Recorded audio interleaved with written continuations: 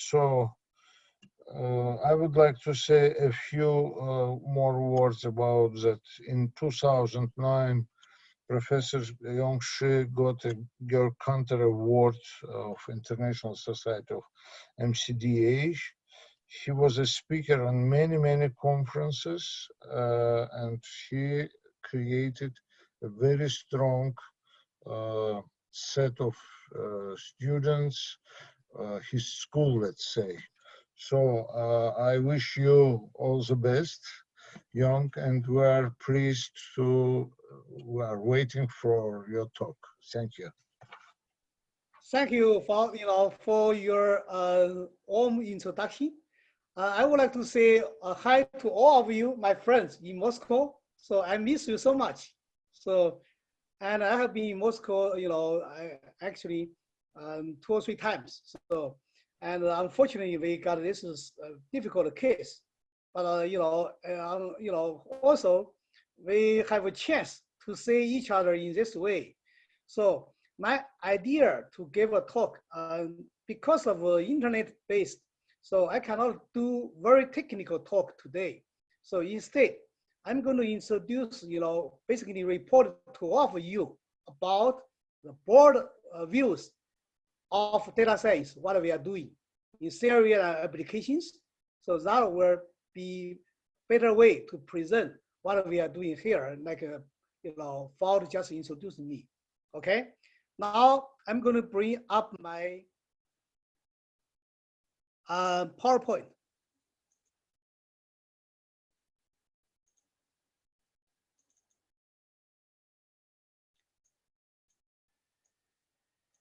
Can you see this? Hello? Yes, we can see, okay. Yes. Okay, let me make it a better way, okay?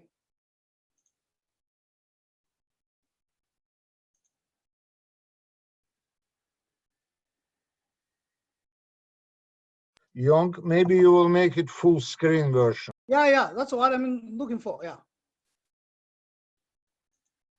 Is that better? That's full screen. Yes, great. Okay, so my talk, the title is Big Data Analysis, the Theory and Applications. So I will cover those points over here about the 5 different views. The first one is I'm going to introduce something called optimization-based data mining. So the concepts and ideas and our achievements. Then second one is called intelligent knowledge. So this is a knowledge people talk about. So after we get all the results from data mining, we call it is hidden pattern. It is not the knowledge, but the knowledge will be recognized by the decision makers through the results of data mining. So this is what we call intelligent knowledge. Then the third part, I'm going to introduce something like a big data analytics, especially the application cases. The fourth one, I'm going to show something like what our activities going on regarding journals, conferences, and so on. Then the last one, I will talk about our new research, which we call the how to test the AI. So we have been doing this since the last 10 years. And hopefully, if I have a chance to go to Moscow next year, so I will pay my attention on this topic. If I'm going too fast, you let me know. As a forward point to me, you can ask me question anytime during my lectures, okay? Yeah, thank you very much. Yong, I would like to tell everybody, please switch off your microphones, but when you would like to ask questions, just switch them on. The problem is that not to overload the system, you see, that's the story. Thank you very much. In year 2000, I'm talking about 20 years ago. So I wrote an article. The article is called Data Mining Without Any Technical Descriptions in one of the encyclopedias in USA. So in my point of view, I said, the data mining is not an algorithm, is not a mathematical means, but it is a process of looking for the knowledge. So in my point of view, data mining is a process. It contains 4 issues. The first one is giving a data set. You are not going to use all the data sets for the problems you are going to address. So you will select some of attributes from the given data set. So this is called the selection situations. And selection itself is not computer science. It's not the technical ideas, but it's a business-oriented task. So that's called selection. Then suppose if we have 100 variables or attributes, we may select 30 or 40 of those for credit scoring, for example. So after we select those attributes, then we are talking about how to transfer them into the normalized scales so that we can analyze. For example, we have to transfer the age, the time, the situation, the events into the same scale so that we can compute. Okay, so this is called the transformation. Transformation process itself is an ad hoc process. That's number one. Number two is all detailed ways we use mathematical means. For example, we can transfer 3 digits into 2 digits and so on. Now, if we talk about big data, we have to transfer those unstructured data into structured data form so that we can analyze. So later on, I will pay attention on this part too. So that's called the transformation. That's step 2.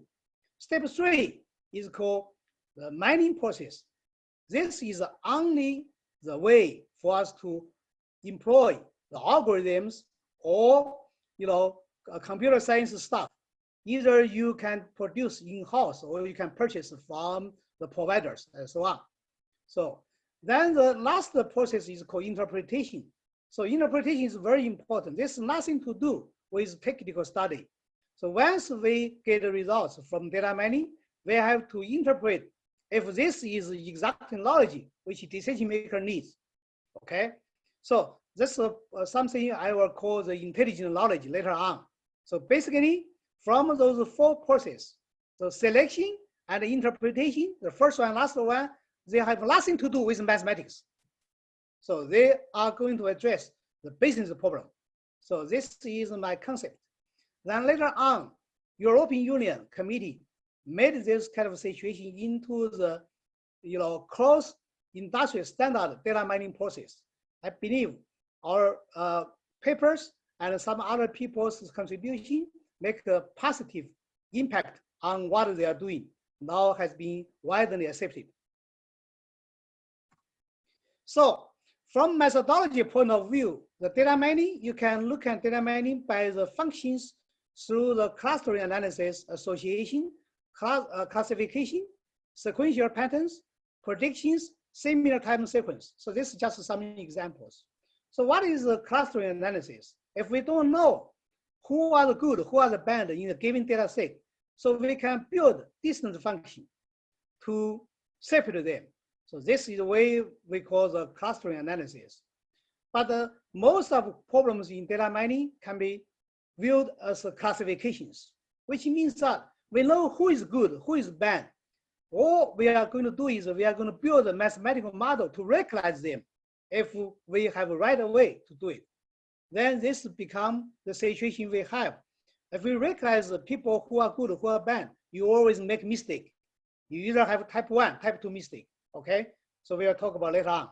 So association is another content in data mining. So we just look for the situations for 2 objects. They looks like have low relationship, but we are talking about how to see the weak relationship between those. For example, if you go to, let's say retail stuff, I mean, like grocery stores, right? So you try to find, beer and, diapers if you are a single father. So normally people drink beers, that's a man. Otherwise, if you want to buy diapers, you could have a baby. So that's called. So we connect by user association between beer and a diaper. Those 2 products looks like a totally remote, but there is connections. That's called association. And also we have a prediction and others. So because of type, so I will not, elaborate on those. Now, when we talk about data mining, we always talk about history. If you look at a human history for last 300 years, so we only analyze data in the scientific fashions, not too far. For example, there are some important people we have to mention that. One of my heroes is called Richard Price. So he wrote the article published in 1783 by use the tax reports from the British to predict the nation's state. So this can be seen by our history is one of the early papers which he provided. If you look at this chart, so this is called his table on his original articles. So each row represents the records. The columns represent, the attributes. So, and we can see this table nowadays we call is multi-dimensional table. Actually, Richard Price used this about 300 years ago. So you can see that, right? So, and our situation doesn't change too much. Even today, if we put something like photos, something like text files in those little box, then those things will become big data. All the mathematical means which we use now on this multi-dimensional table, or we call Richard Price table. So we can show the algorithms what's going on with them. So by this table, so this how. So I always make joke to say that we should rename the multi-dimensional table as Richard Price table. Okay. And another contribution Richard Price did is Bayesian theory. So Richard Price, who was a good friend of Thomas Bayes, so they were living together, talk together every day. So after Thomas Bayes passed away, so Richard Price published an article to tell the people an interesting story which Thomas told him when he was alive. So finally, this situation without this paper itself has very little mathematical descriptions, become Bayesian theory. So the mathematical form or the formulas basically not provided by them, but a French mathematician, Laplace, after about 50 years. So what I want to say are, our early pioneers for data analysis, they made this very important contribution. Like this, formulas, we still use it right now. So I remember, so there's a book talk about this theory. So, and they say that Mr. Laplace found this formulas. He immediately used this formula to predict. So the newborns, the babies born in France, if they are the boy or girls. So even now we still use this kind of results. Okay, now I turn my attention to what we are doing for optimization-based data mining. Okay, if you look at the left, so this is a basic idea about optimization. So we have objective function, we have constraints. In the linear situation or in the normal situation, we have optimal solution, and in multiple criteria, we have non-dominant solution. In multiple criteria, multiple constraints programming, which I have been working on 20 years ago. So we have a potential solution, and we have a structure. For example, even we have something like convex or non-convex and so on. So we can make a mapping. First, we will view the objective function in the application of data mining can be represented by the classification functions. Okay, the constraints itself can be represented by classification criteria. And the solution itself is the classifier we are looking for. The boundary, like a structure itself, is a preference we can produce. So basically you can see that we can mapping the optimization from left to the right to do the data mining. So actually, so optimization methods can be applied like other, AI or machine learning methods in the data mining. So data mining is interpretation for those different areas, okay? Let me give you one example. For example, like a linear system, we look at very tiny examples. Suppose we consider credit rating problems with two variables and two cases. The first case is is the first person, we call this person Tom, for example. The second person is John. If we know, so their credit rating can be classified, can be represented by the salary, the attributes, like ages and so on. Of course, in the real situations, there are so many variables like this. They don't ever say that, like this credit rating problem, so it's about 480 variables. So suppose we only have 2 variables, okay? We have 2 cases, 2 people. So then we will see that this is a data 68812 is some data we are talking about in the data warehouse. So they have been, normalized, like what I said in the transformation process. For example, if we say 6 may represent the salary for Tom. There could be 25,000 US dollars. If he's young, 8 represent his age is 30. So there are a lot, 8 represent 30s. So that you can see that. So they have been on the same scale. The same thing for Tom, for John, I'm sorry. So now we can find the solution. The solution itself is 0.4 and 0.6. If we use 0.4 multiple 0.6, use 0.6 multiple 0.8. So the Tom's score is 7.2. That's very naive. And John's score is 10.4. So then we immediately can see the classification gave us results like this. So you see, if we have the boundary as a 10, and this is the score of Tom, this score of John. So certainly by boundary of 10, Tom is a bad boy, John is good boy. Of course, quotation bad or good, right? So you can see that the data mining itself, so in the classification, basically is called data separation. But unfortunately, this situation is called perfect situation. The perfect separation, we have the overlapping, for example, like alpha equal to 0. But in the real situations, even this is simple. So we can see that if we have a boundary over here, we have a left circle on here this way, the right circle on this way. So if we cut in the middle, this is just like North Korea, South Korea cases, 38 parallel, right? This is 38 parallel. So this is cut. So, and you have 2, adjusted boundaries on the left. So this is a boundary called B minus alpha. On the right, this is called B plus alpha.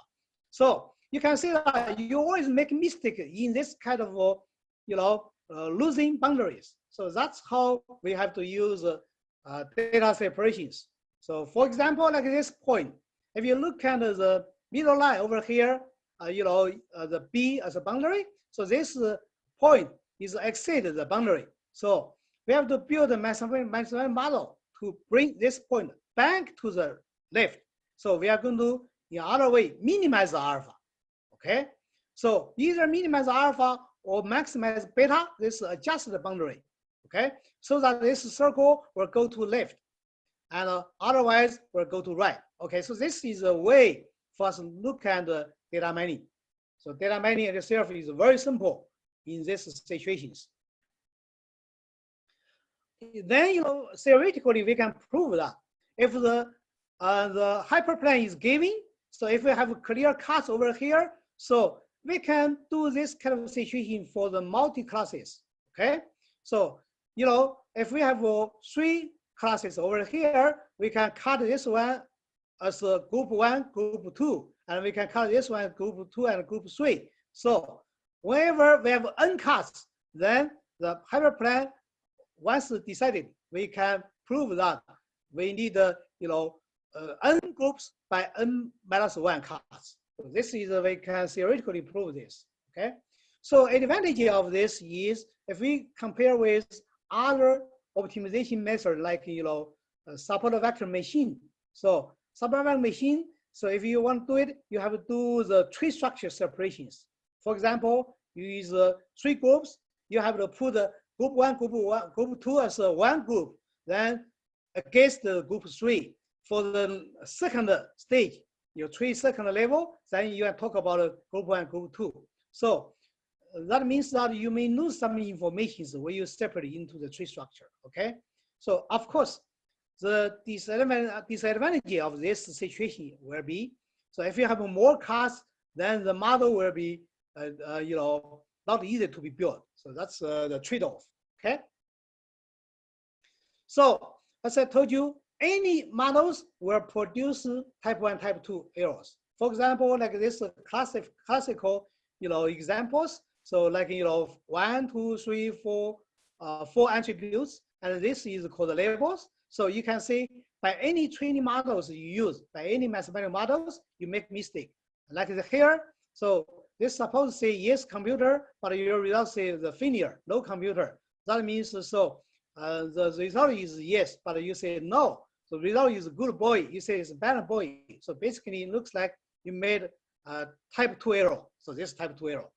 Okay, same thing over here for case 12. So this has no computer, but your model said it is has computer. So you make a bad boy into good boy. So this is called a type 1 error.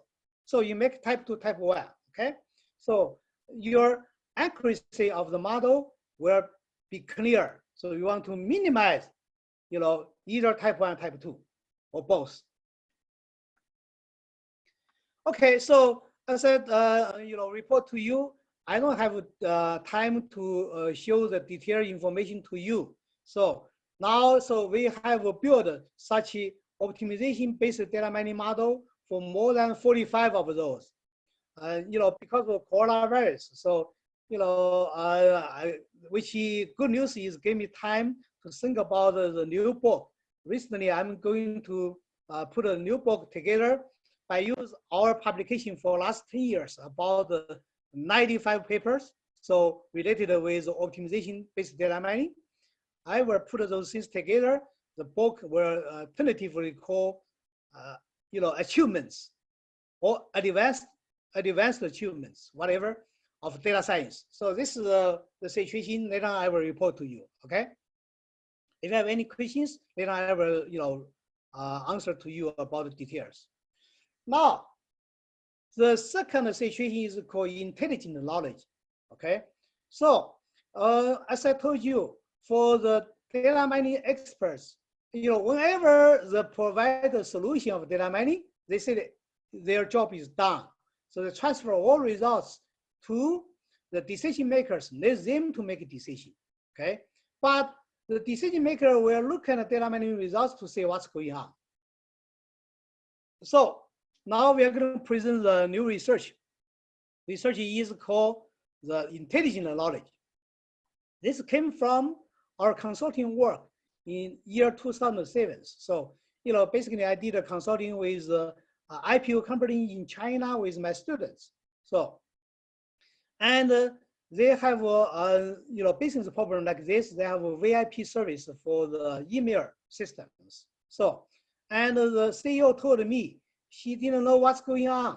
So whenever in the morning, they are going to register about hundreds, thousands of people. But in the afternoon, about 30 or 40% people will leave their company.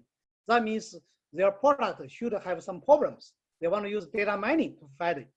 So we use data mining tool.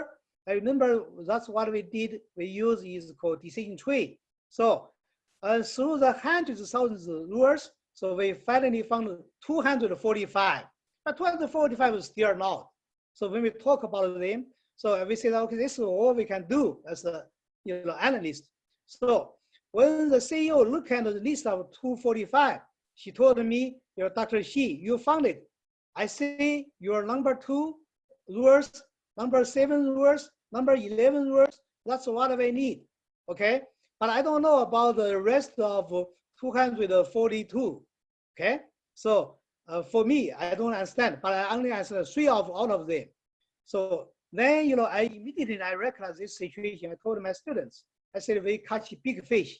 Okay, if we do the second, scoring or second screen of this 245, according to what the CEO said, by building new mathematical models through what he requires, then we can screen 245 to get 4 or 5 or 6 or 7, including 3, what he wants. That will be successful.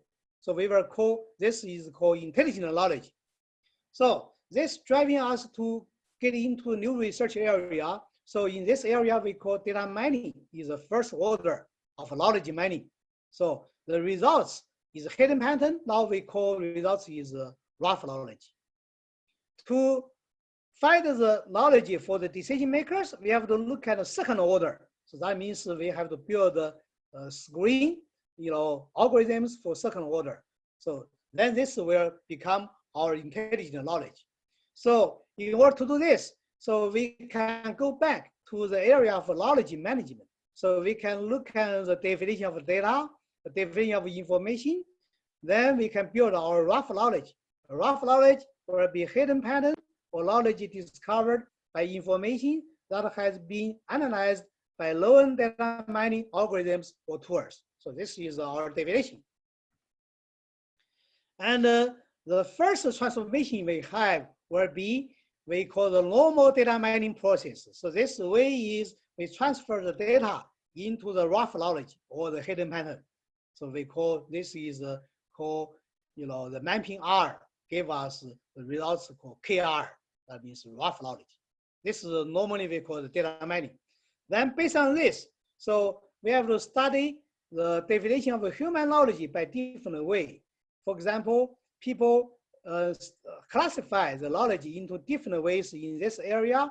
So the knowledge can be classified into specific knowledge, empirical knowledge, and also common sense, instinctive knowledge, situation knowledge. So we all call those 5 knowledges into the human knowledge, which we can classify. So in this way, we can define the knowledge is called the intelligent knowledge if it is generated first by the rough knowledge through data mining. And we combine those things into the specific empirical, common sense, and situation knowledge. So we call this second order.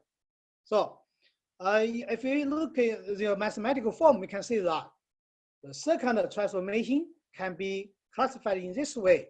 So once we have rough knowledge here, we are going to find a sum of, giving human knowledge, which is from expert, by putting them together, look at a union together, then try to find a mapping for the intelligent knowledge.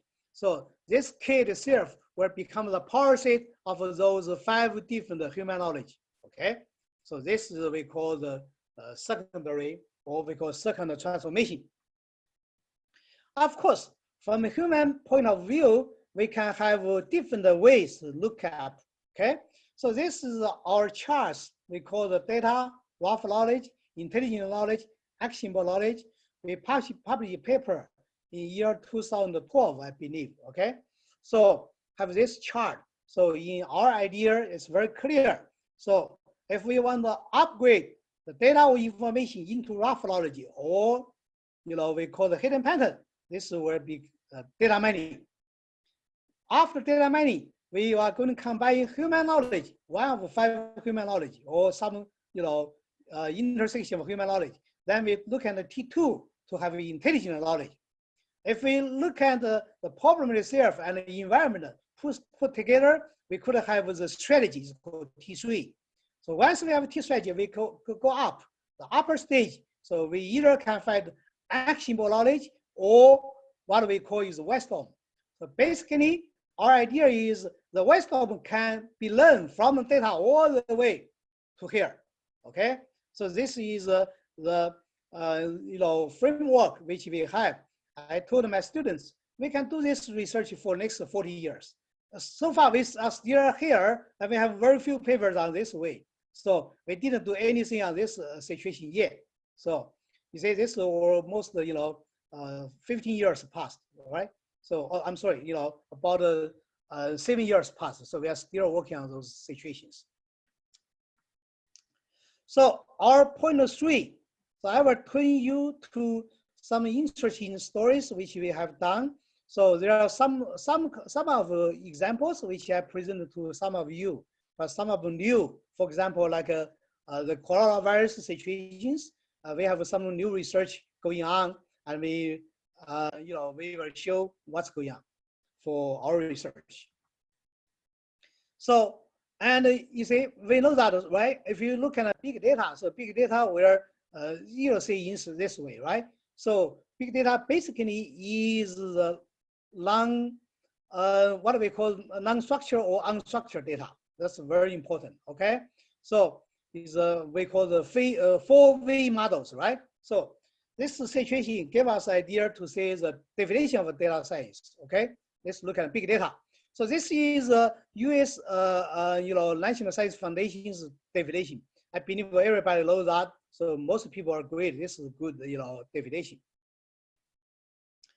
And about our Chinese school, so we have been, doing this since the year 2012 to year 2014, 3 times of important conferences in China. So this is the definition we burned up in year 2013. The first one is called the data mining definition, or I'm sorry, big data definition. The big data is a collections of data with complexity, diversity, heterogeneity, and high potential value, which are difficult to process and analyze in reasonable time. The last red words is very important because, so far we still do not have, efficient machine, efficient algorithms to analyze, non-structured data. For example, thousands of photos, thousands of articles, and so on. And in terms of, our influence to the society, we give a very genetic, definition. We show that the big data is a new type of strategic resource in the digital era and the key factor to drive innovation, which is changing the way of human beings' current production and living. So this is our, very popular, definition so far. So, and for last few years, I fortunately have been involved with China big data strategies. So this is very important now in China. So we are talking about those strategies to say for this first 5 years. Looks like from next year, China is going to have a lot of 5 years plan. So they will continue to do this with the results of the first 5 years. What the first 5 years has been done is first, we try to connect the government data with social data. And we try to focus on sharing and exchange platform with the government data. Try to build some law and regulations. Try to do the big data industry chain. Try to do some key technology research. Try to do the big data hardware and software products. So this is what we have done for past 5 years in China for the big data strategy. And we published a paper in the Annals of Data Science year 2007. This is basically, you can say the overall pictures about the Chinese big data top-down design. So you can see the central part over here, top-down design. So we have a national operational, opening platform, and we have an interdepartmental sharing platform, and we have an internet-based national service platform. So basically, so far for the last 5 years, this part has been complete. For example, there are so many applications. This year 2020, so China is using cell phone for each person to report the tax return through this system. It's called interdepartment sharing platform. And also, they are going to open some data, by different areas by using this platform, and they are trying to use internet service like coronavirus situations. So everyone got something like something like your personal health code.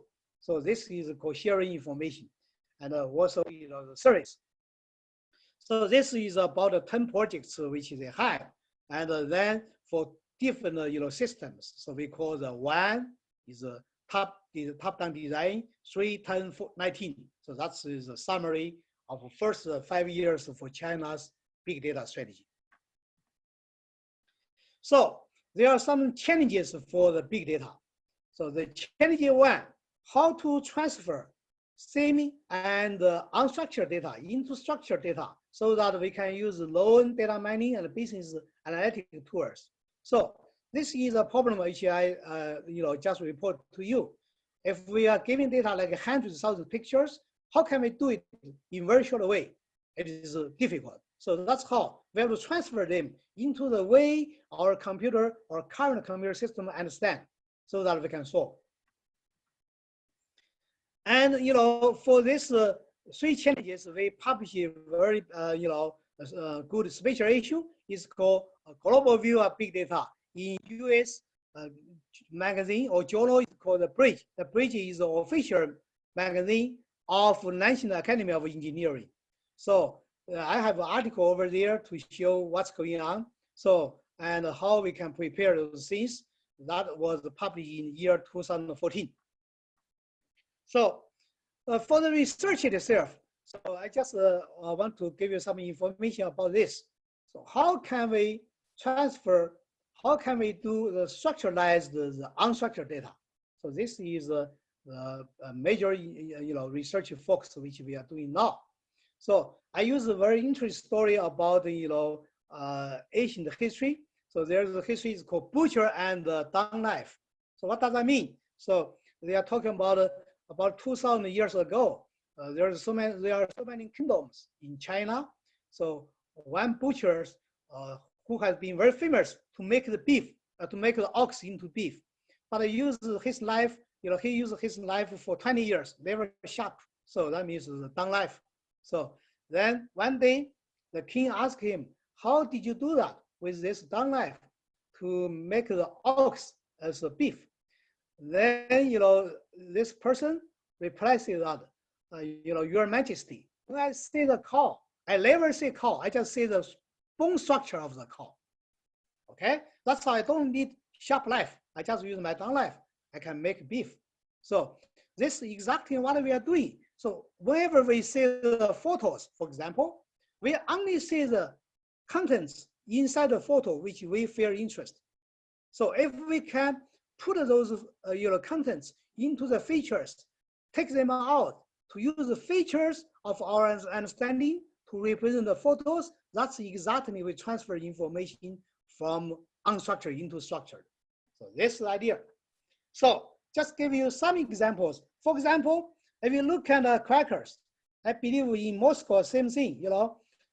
Every winters, after winter, you can see the roads are damaged. This is the crackers. In order to recognize the crackers, we don't need to build a model to learn what type of crackers we look like. So all we can do is we can build something like the database about hundreds of thousands of crackers, and we use this cracker to compare to match what we have in the database. In the ancient time, we call this the what? The old time, this is expert system. That's so easy. So then we can crack it. So we build the factors like like this, the factor space, so that the cracker can be recognized. Same thing, if we recognize this bird, okay, like this photo of bird. So basically, we allow to recognize directly in this way. So what we can do is we just go this way to find some features, to find different features, transfer it into this table, and all the mathematical algorithms can be applied to this table. Then the bird can be recognized. Okay, so you can see that's called transformation. The challenge 2, how to find the systematic models of the complexity and uncertainty of big data. So this is somehow just like the 7 blights and the elephant, right? So people touch elephant in different parts that tell different stories. So our problem is how can we put those 7 different pieces into the elephant, okay? So because of time, so I'm not going to show the details of this part. So we have some research going on, including the oil explorations and so on, to find out, so how can we handle those complexity of the big data problems. Challenge 3, so what kind of relationship exists between the data structure and the decision structure? So we know that we have a data structure is called structured data, semi-structured data, and unstructured data. And for the decision making, we still have a structured decision, semi-structured decision, non-structured decision. What does that mean? Because of different level, you can see that when However, if we find a new student who got a first job, so that job, wherever they produce the report itself is called structured decision. Okay, when they give a report to the middle management, the boss, the manager will put some notes on the reports. It's called semi-structured decision. When you go to CEO, for example, you go to like a Warren Buffett, right? The person who is doing the stock market. So whenever he say decision, he will say yes or no. So this is called non-structured decision. So we are talking about what's going on between the data structure and the decision structure. Between, we have something is called knowledge structure. Okay, so this will become very, very important for decision-making problems. So we can say that big data is not easy to be dealt with. So even now we are facing big data, we are analyzing big data every day, but we still have to look for the details. So we have number of publications in terms of our reports over here. So for example, in year 2004, so we put the data mining and knowledge management, those two areas together. So normally, if you go to management conference, like Informs conference in USA, so people are talking about data mining, but the computer science people never go. Okay, so vice versa, if you go to the IEEE conference, people talk about knowledge management, but the Informs people never go. So that's how we put those two together.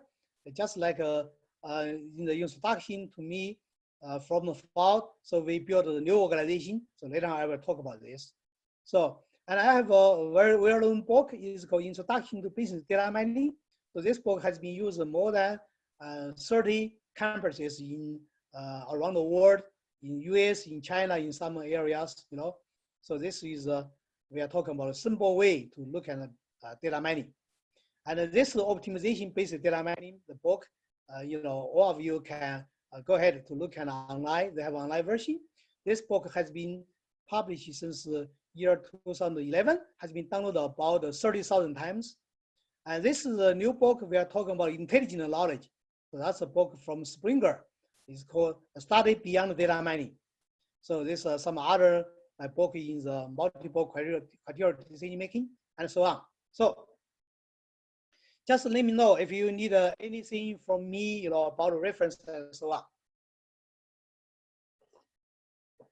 Now I'm talking about the case one. Some of you already know what I'm doing for this case one, but I just want to report to you there's new ways, because when we did this big data is called created system in China. So that's called the national system in China for the banking industry. So we started from year 2006 and finished year 2009. This platform system has been used since then, and it has been used very effectively now. Every Chinese, whenever you have commercial bank account, whenever you want to get any business loan and some mortgages and so on from bank, the bank will looking for your credit score by using our system. It's called China Score. And this system now has been think about to use for everywhere in the society. It's called social, social credit score. So of course, China will take a lot of 5 years to complete. So basically, this the job we have done is called stage one. Even stage one is very, very good, for the situation of application. And there are 4 models in the system we use. The first one is standard logistical models. The second one is support vector machine model. But we use our multiple criteria decision-making model, which is optimization-based data mining. So you can see the results like a case score over here. So they are very stable, okay, very stable. So these two are a little bit higher, but very stable. If you look at Gini score is higher than other two. Okay, that's a 3 score comparison. In USA, we call this score is Fico Score. The average score of USA in each person is 678 out of 850. That's the highest score. The lowest score is 350 to highest score 850. So whenever the score lower than 620, that means you got a subprime. That's how the subprime, crisis coming in year 2008. I believe everybody still remember that. So one of the important, criteria to justify a household as subprime because of credit scoring lower than 620. So that's called poor score.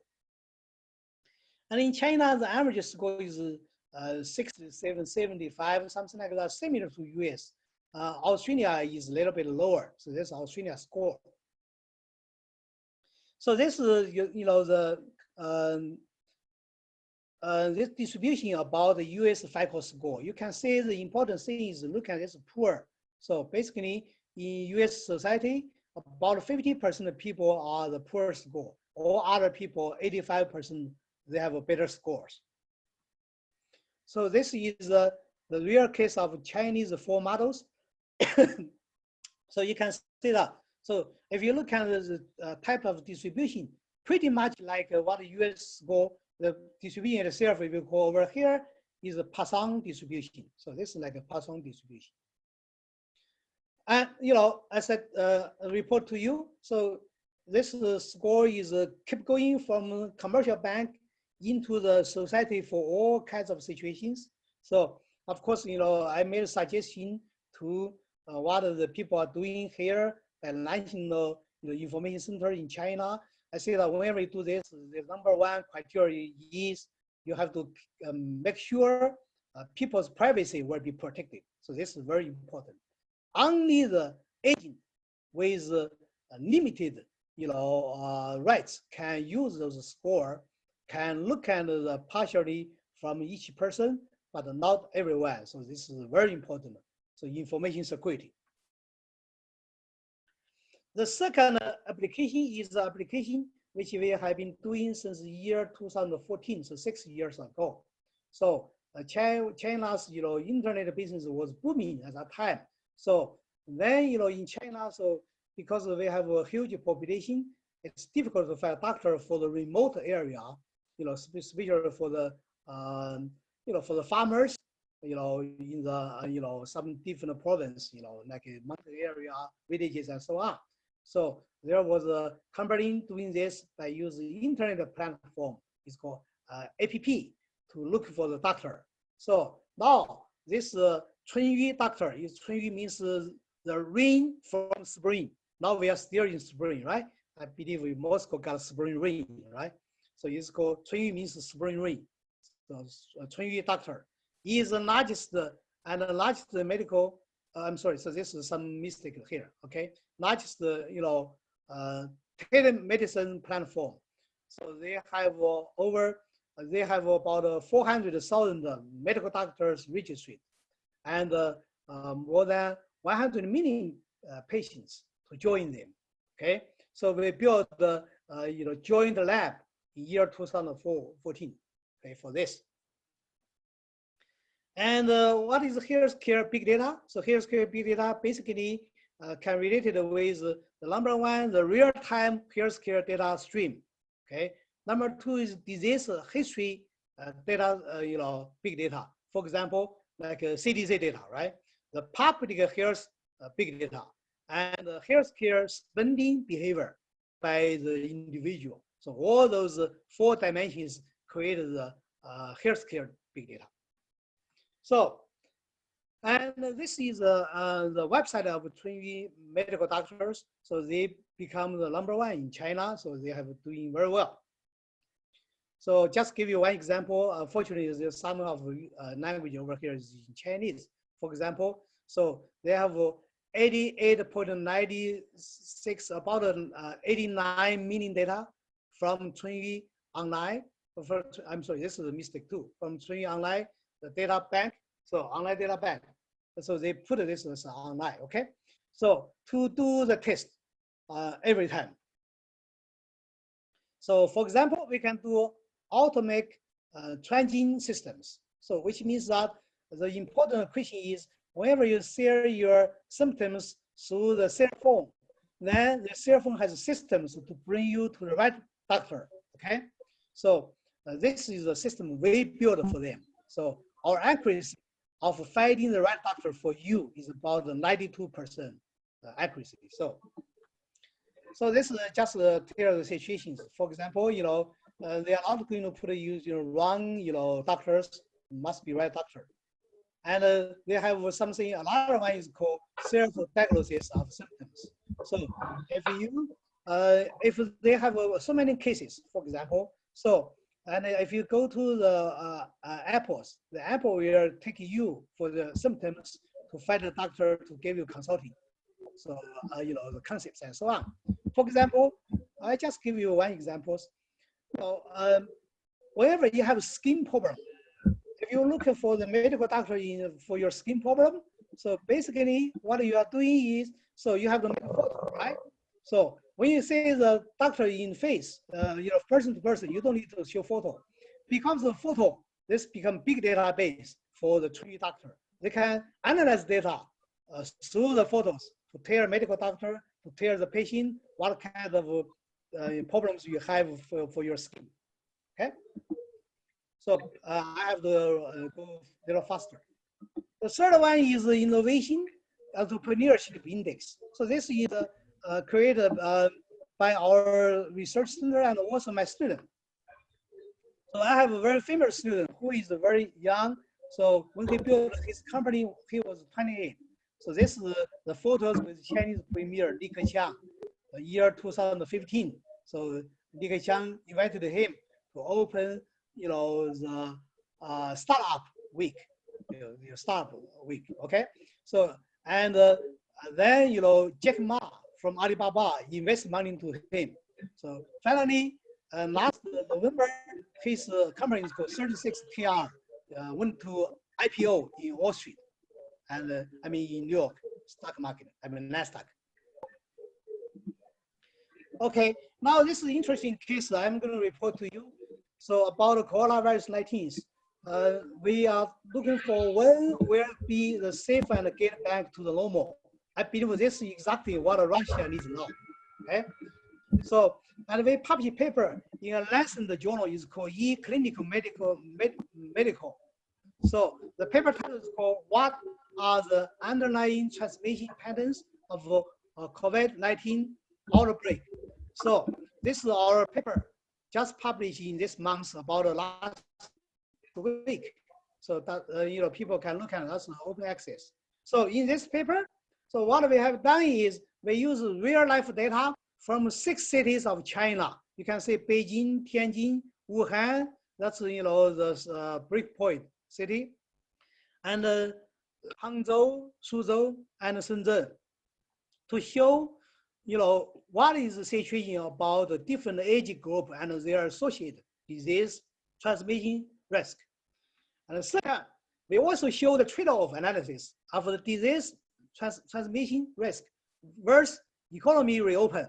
So we use the projected GDP of those Chinese cities for this half year, the first half year of 2020, and then to show the different plans to say if they want to reopen economy, what's the risk they have to take because of confirmed cases. So this is very important.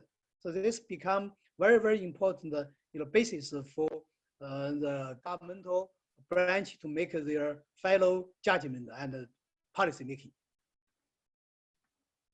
So I don't have too much time. Let me finish this in 5 minutes, and then I will take questions. So we build. Yeah, you have 5 minutes. 5 minutes, okay. I will finish in 5 minutes. So I built a journal year 2002. So this journal has been 18 years. So this journal we published a paper. I just checked my record last night. 799 papers published with 1,820 authors, co-authors from 75 countries. Okay, so that's become a very influential journal. And we have a new journal built in year 2014. So far, 179 papers published with 345 authors and from 23 countries. This journal will get into SI very quickly. So I believe, because this journal is already there, it's about 6 years. Since there are so many theoretical papers, I say many of you, my colleagues from Russia, so we have a very strong mathematical background. If you have interest, please submit a paper to our journals, okay? So this journal has been going very well. And we built this organization year 2012 in US, Omaha, Nebraska, to build IT people and management people together. It's called information and quantitative management. So then we conduct a conference everywhere. So every year, but unfortunately this year conference could be postponed. We try to do the internet conference, but now people have different ideas. Some of them still think we should hold a conference for next year to Chengdu, my hometown. You are welcome. So this is our conference. The first conference is in Suzhou. The second conference in Moscow, 2014. The third one is in Brazil. The fourth one in Korea. Fifth one in India. The sixth, then the following one we have in Omaha, Nebraska. And last November we got the one in Granada, Spain. So this is the conference situations. So that's the, we have a lot of conferences called data science conference, international conference of data science. So we finished this conference in China, started with Beijing, then a lot of ones in Ningbo near Shanghai. Then, we have joined up with the conference called International Conference on Computational Science. I remember this conference, they hold a conference year 2003 in St. Petersburg, Russia. That was the first time I traveled to Russia. So I hosted this conference year 2018.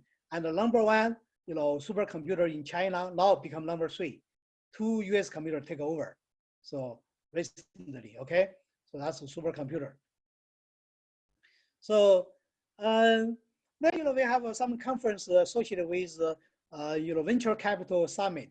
So since the year 2016 in Omaha, Nebraska. So, and you can see this is Warren Buffett. So, and you see this year Warren Buffett still use internet conference. Okay, that's my student Chen Liu from 36KR, and this is Bill Gates. So this is the book between me and Bill Gates. So, and we just finished this conference May 1st online. I just find the online conference very interesting. So this is our conference. You can see my photos over here. So how many people join our conference? We have open broadcasting, through Beidou online. So 160,000 people joined our conference. So let's see, about 20 days ago. And then we published a paper, from the grandson of Warren Buffett called Social Value Investing into Chinese Version. Maybe some of you can transfer this book into the Russian. Okay, this is a very, very important book. So, I just give you very short summaries, about what's going on, and hopefully I will see this next year. So, the question is, if we talk about AI, how smart AI is. So we know there's a Turing test. We know there is new, volume architectures. But however, this architecture never talk about how knowledge is transferred. They talk about just the knowledge is stored. There's no dissemination and there's no transformation. So through this, we build something is called the testing to measure AI. We just use the IQ measure human being to measure AI. So that's ideas. So we published several papers. The first paper we published actually is in our Moscow conference year 2014. Okay, you say the title of the paper is called the Search Engine IQ Test based on Internet. Okay, so then this is the paper we just published recently. We have published another one, talk about the general laws about IQ test. So this is the news from MIT Technology Review regarding our research. See, this is now there is an IQ test for Sarah and friends. That's published year 2017. So we compare with Google with a human being. So Google somehow is equivalent to the 4.5 or 5 years old boy of human being in terms of IQ. So, and people have different comments on this. They say that, okay, so machine IQ is going up like a 5th grade. That was wonderful. So that means we can use the measurement to do this. So this is the website talk about our research. Hopefully, I will have a chance to talk with you next year for details. So our last, PowerPoint. So we have challenges. So the challenges were like this: can computer be smarter than human being? So, and you know that when Leibniz, created his binary systems, 0-1 systems, so he couldn't publish his paper about 300 years ago. So finally, he found out. So this, binary systems has been in China is called yin-yang. Yin means, positive, yang means negative, right? So yin-yang means battery, okay? So can we create a computer by multiple numerical system like our human being? My point here is, so no matter what's going on, even we use quadratic computing, we still use battery systems because our human beings are too complicated. We have to use a multi-numerical system like a 4 numerical system, 6 numerical system, 8 numerical systems, so that the computer can calculate the complexity of a human being. I just make one joke, my last joke now, okay? So you see, the computer can beat human being by play Go, right? Chinese Go black and white, right? But there's a lot of Chinese game is called Mahjong. Mahjong like the break, bridge, okay? So if we have 3 people play with a computer, so you have to play Mahjong with 4 people. And if I give the signal from my eyes to another human being, and the computer cannot recognize my eye contact, immediately the computer will lose the game, okay? So that means even computer can play Go with human, computer cannot play Mahjong with human because computer cannot calculate eye contact. So that's how our human being has a long way to go for data science. So we are looking for the new ideas, new situations in the future. Okay, so this is the end of my talk. Spasiba. Thank you very much, Yong. Thank you very, very much for the inspiring lecture, for many, many new ideas. We really appreciate it. I have several questions, but first we'll ask people. But the first question which I have, will we be able to get this presentation to put it on the site of the conference? I will give to you after this, after today. I will send an email to you. Okay, yeah, just send it me and we will put it on the, it's the rule of the conference, you see, sure. to have it. Okay, thank you very much. I have some other questions, but let's first go to questions from participants. So, ladies and gentlemen, please, if you have questions, please go ahead.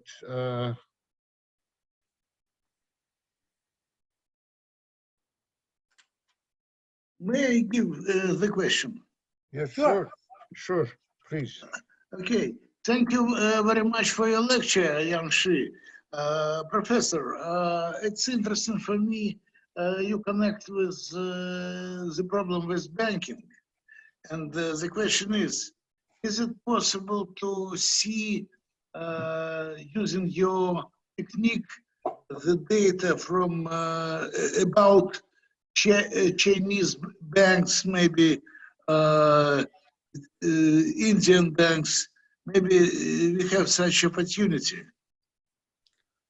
Okay, should I answer the question first, or I should just wait for all other questions? No, answer first, because you okay, said sure. Because yeah, of the thank you so much. Might not be very good. Okay, thank you so much. So you asked me one question. After we finish the model for COVID-19, and then we have some friends, for example, my friend Eric from Spain, who organized the Spain conference for us last November. I believe some of you remember him, okay, from Granada. So he asked me, Yong Shi, can we use your model by apply the data from Spain or from Europe to run to see how we are going to have a trade-off analysis between the coronavirus versus the open economy? So, and I sent, the information to him about our algorithms. I believe I can do same thing for you. Any one of you need it, you just let me know. So you have to ask your graduate student to work with our student, in China or in Hong Kong, to make sure Russian data can be used to find out some important ideas. Thank you. Okay, some other questions, please. I would suggest you to read our paper first from, clinical medicine. Then you think that is good, let me know. Just send an email to me. I will provide a model for you. Okay, thanks. Yong, I have a question for you. See, if you return back to your presentation to these very levels of knowledge, Okay. when you construct, and I would like to ask you a question.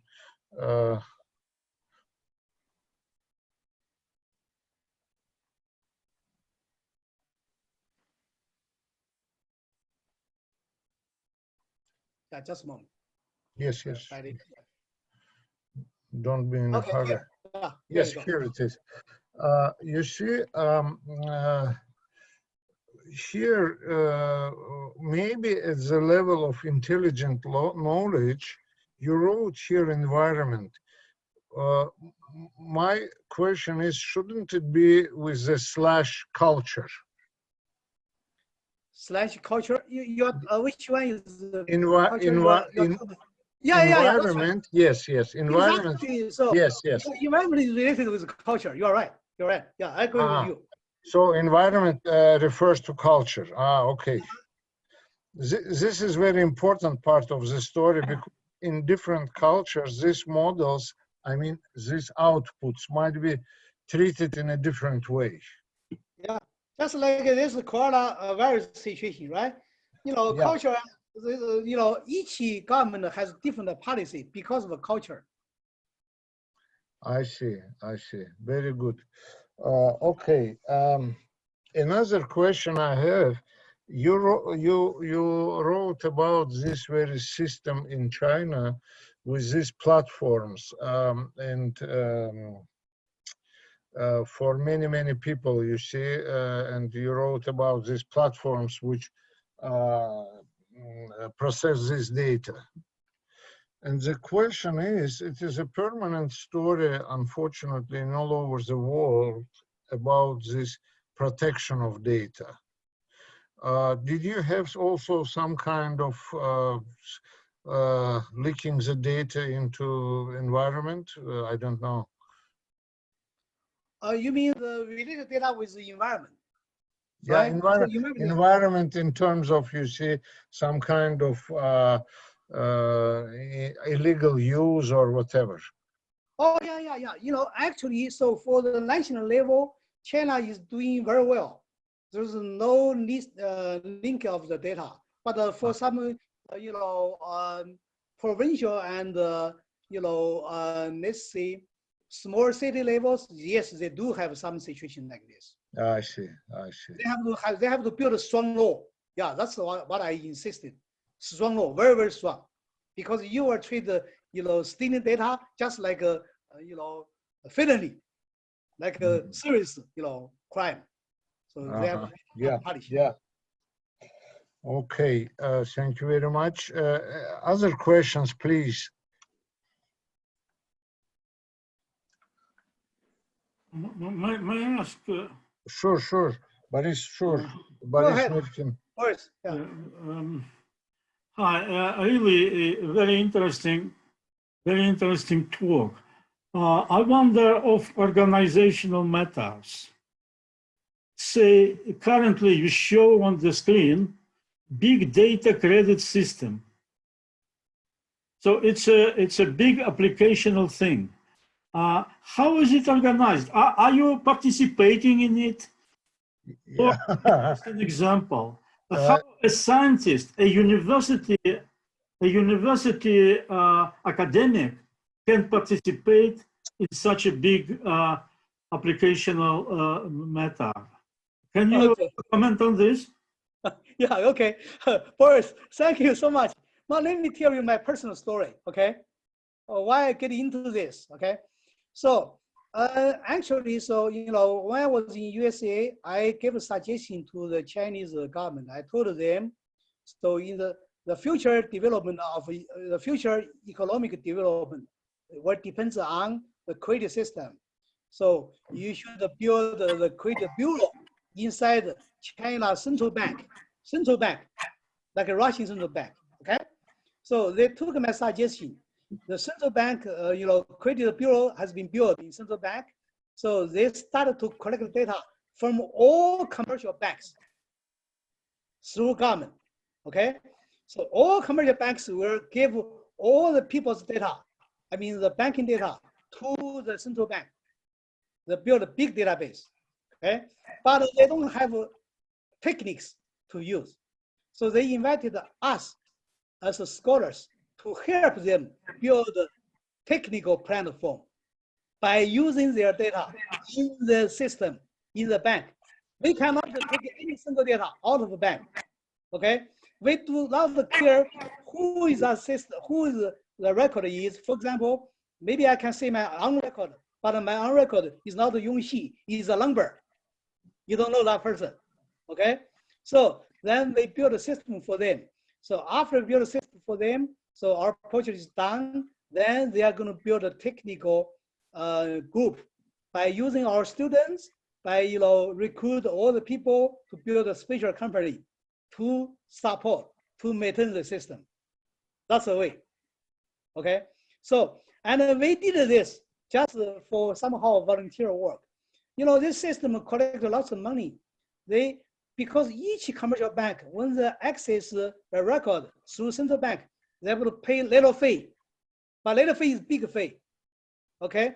Do you know how much fee they are going to collect it?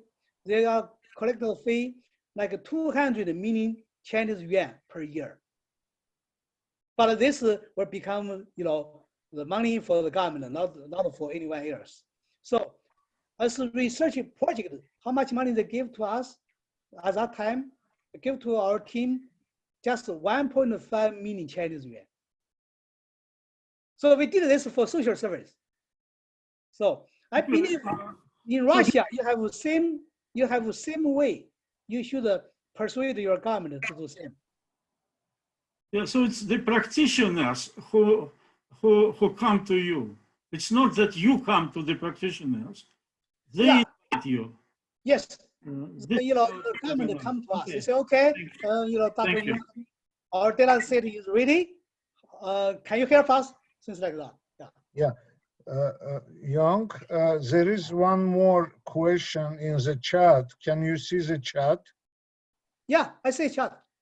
Maybe you will read it and respond. You see, it's a long question concerning the ethics of big data. Oh, hold on. Let me stop. Who is responsible? Yeah, please. Let me stop my, you know, my lectures. Okay. I said this is F. Where's the chart? Can you put that chart on the screen? Yeah, I put it on the screen. It is on the screen, I think. It's the I cannot see it. You just use this share screen, the green button. Use a button, click a green button, then you can bring that page up. Yeah. Okay. Okay. You see it? Oh yeah, I saw that. Yeah. Okay. Yeah. Okay. Good. Go ahead. What's the question? The question is, I would like to ask a question about ethics. It's Ivan Kamenev asked. Big data are increasingly used to make decisions. How is responsibility for decisions distributed? In addition to decision makers, what is the responsibility of those who formalize data, perform data mining, interpret it, etc.? How to avoid that all participants in the decision-making process would shift responsibility to the AI that counted? Is this problem being studied in China in relation to the concept of social credit? Your example number one. I can try to read my question, but my spelling is terribly bad. Okay, yeah. I read it, yes. I guess the page you show us is not the question. Is not what? The page you showed us He showed me it's not that question. No, but the question is how is the responsibility for decisions is distributed concerning the big data? What, why, how, what will, did you confront this very problem when you did this work with Chinese bank? I didn't get all your ideas. Can you say again?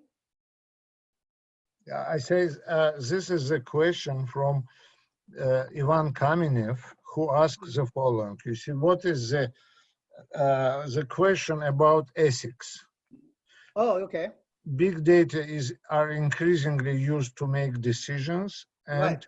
who is responsible, how to protect, how participants are responsible for this, you see, and did you study this very problem when you made your work in China for social credit? Okay. Yeah, you are right. So, that's an ethical question number one. I believe the responsibility will be the government. Okay. So government build this, but however, when the government build this, doesn't mean the manager of this system should know everything. Okay. So then they have to build a strong law, as I told you before, right? So the ethical question, if something wrong, that will, looking for the government. That's how, in China, it's so difficult to build this law. The law, the law related with credit system, social system, and so on. So because people have an argument to say, what's the boundary of your responsibility, right? What's the boundary of individual's responsibility versus what's the boundary of government responsibility? So there's something like a trade-off going on. So yes, the difficult part is how to build a law, but they are doing now, so which is good. So from technology point of view, to build a system is not very difficult, but of course, collect the data is difficult, right? But however, build a law is very difficult. Yes, they are making the progress. I wish, maybe in next 5 years, they will reach some better laws. So that's what I hope. Okay. Okay. Thank you very much. Other questions, please. I have a question. Can I ask a question? Yes, please. Sure. Okay. Dear professor, I'm also from university in Chengdu, and I'm doing a research about using the blockchain, the technologies, okay. Yeah, in the credit data sharing system. As you know, the central bank has the public information of the citizens and other bureaus of the government also have some public information. But some internet company also has a large amount of data of the citizens. So there is some like the gap between the internet banks and the central banks and other bureau of the government. So those institutions and companies cannot share the data in some ways. So I want to ask you a question, and do you think there is some possibility for us to use the blockchain combined with the big data in the credit sharing system? Yes, I should say yes or no. Okay. Yes, supply chain could be the techniques to use to combine, governmental data and the data controlled by the company. But you know that in the big data situations, which I just show one slide to you, there are only 3 sources come from the big data. The source 1 is the data from government. The source 2 is data from a company. Source 3 is data from internet. Okay. Yeah. So that's the 3 sources. So, you know, from technical point of view, blockchain can do something. But, you know, in Chinese situation, I should say the real situation is, you know, that there are some companies like Baidu, you know, like, you know, Alibaba, right? Tencent, they have their own systems for credit. But their system is something like your transactions of your business. So, for example, they don't know your bank accounts. They don't know how much money you really have, right? But who knows? Central bank, okay? So they know all your transactions, even you buy something from Baidu, okay? They still know that. So, so government know everything. So I believe that. So not only for China, even for other countries like Russia, like USA. So USA, like Federal Reserve Bank, they have more knowledge about personal stuff. So their responsibility to join those data. But they have their responsibility later on to open the partial data to the company if they are using illegally, not illegally, in the legal way. Okay. So I still think, you know, the government should put everything together, you know, have a strong responsibility, build a strong law. Also the open data, I show you the Chinese big data strategy. One of those platform is the internet service, right? They're still doing now, okay, from different stages. So they already use some blockchain. I know that. You know who is doing this? It's called National Information Center. Okay. Okay. So can you tell us which areas, like in the credit, like data sharing system, or some areas we use the blockchain? Oh, when they build this whole system, for example, I believe that, you know, when they build the structures, you know, of course, you know, I know some of their technical studies, you know, they use some limited blockchain, okay? Not all of them, not all of them, just private chain. It's not common chain, okay? Private, that means the government is a private. Okay. Do I answer your question? Okay, thank you very much. So you're from Chengdu? Yeah. Thank you very much. Thank you very much. Thank you. Some other questions, ladies and gentlemen? Yeah, can I ask a question? Yes, sure. Yeah, hi, nice to meet you, and thank you so much for Professor Shi. And I'm from HSC University. I'm currently in Moscow. I'm doing the research about like the contribution of higher education, but I'm using the method of like as we know, like this year is kind of the China-Russia like technology like innovation year. So I would like to ask you about like how do you think like the future cooperation between China and Russia in the big data and artificial intelligence? Like what the role will be transferred, like because like post pandemic, like between in for the higher education and in specific in big data area and in the AI and digital transformation. So yeah, this is the first question. Okay, thank you. So, you know, I think, you know, we have a very good, you know, communication and friendship between China and Russia.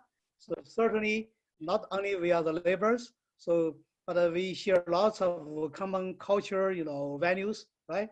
So this is a great way for us to work together. So especially for innovations. And Russian people are very innovative, okay? So we have learned from them a lot of things. They are very precise. They are very technical oriented. So those things are, you know, what we learn from them. But also they can learn from us in terms of, you know, how we are going to adapt those technology from different countries to move up China in such a short way. So this is something, you know, they can learn from us. So we can learn each other. So as you see that, especially in the area of AI, so that's particularly true, right? So we needed to do more technology stuff, transfer the, you know, technology from the laboratory into the commercial use, right? So this is something we all have to learn from Western countries, okay? So we are still pretty weak on those parts. And for the post-pandemic, that's also true. This pandemic, if you look at going back about 3 years ago, right? This is almost a century, pandemic. So we cannot say the pandemic will not coming, but I believe after this one, another one will come. You never know what's going on. So, but our human being will take lessons from each one, work together. So, this is good. So if we use AI for the post-pandemic studies, that will benefit to not only to 2 countries, but to all the people in the world. Mhm. Thank you so much. Thank you. Some other questions, please? Well, yes, please. Excuse me? Yes, please, if you have questions. Yeah. And I want to ask another question after the last question. And I want to know, does the professor think if we could build a whole system based on the blockchain technologies to realize, like we could put the internet company and the bureau of the government and the other sources like the central bank together into the system based on the blockchain together. So, and also we have the supervision node from the government. And in this system, we could make the data shared between the different institutions. So I want to know whether there is some possibilities to realize this system. If we could do that, so what is the biggest challenges? So that is my question.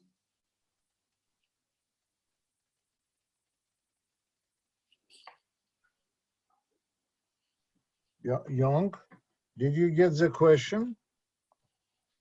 Yong? No. Switch on your microphone.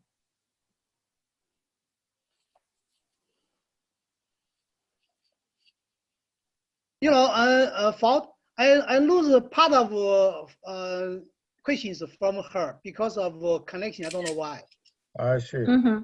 Maybe you will repeat your question in a very short form, please. Yeah. Okay. So do you need me to repeat once? Yes. Just give me a short question. Very short. Okay. So I want to know if whether there is some possibilities to realize the whole system combined with the different sources like the central bank, like the other sources like the bureau of the government and the internet company. We could put all these institutions in the same systems based on the blockchain to realize the freely data sharing. And if we could do that, so what is the biggest challenge in that system, or how we could build that one? Yeah, I guess you got a right point, but practical speaking, it's difficult. For example, there's no way to ask a government to have a government to ask companies to submit all their data. Okay, for example, the National Information Center cannot ask Alibaba to provide their data. They do have some way to have a business plan for them. They build a company, it's called 百家征信, right? So yeah. Such a way. But 百家征信just only connect some information from the P2P company only. Yeah, but it's difficult. Even they have 百家征信, but Alibaba, for example, they are not going to give all the data to the company, even they have 8% share. Yes. Okay? So, you know, yes, there could be the possibility if they build a strong law, the law requires you to do this, to do that, you gradually you could do that. That's a long-term solution. For short-term, it's difficult. I guess they're thinking short-term will be, you know, the government try to do some central systems, provide a service to the people, you know, release their ideas and so on. So gradually through the development, people will realize how important the data sharing will be for not only for individual, for government, but also for the society, for companies as well. So if we use the blockchain technologies, so the internet company could keep their own data. Even blockchain, you know, even blockchain will be difficult. Yes, I believe why you say blockchain, because you say blockchain will be, everything will be under security, right? Will be, you know, privacy protections. It's not. It's not, sure. Okay. Sure. Thank you very much, Okay. Yong. Thank you so much. Thank you. Some other questions? No? Yong, thank you very much. Really, you see, it was really inspiring lecture. Thank you very much. And next year, we are waiting for you in Moscow with honorary lectures, and we will discuss a lot of things. And I will write you, we need your presentation. Yes, yeah, PowerPoint presentation. Thank you very much. Okay. Okay, thank you. Everybody, thank you so much. you. Yeah. Okay, good night for you. Okay, bye-bye. Bye-bye.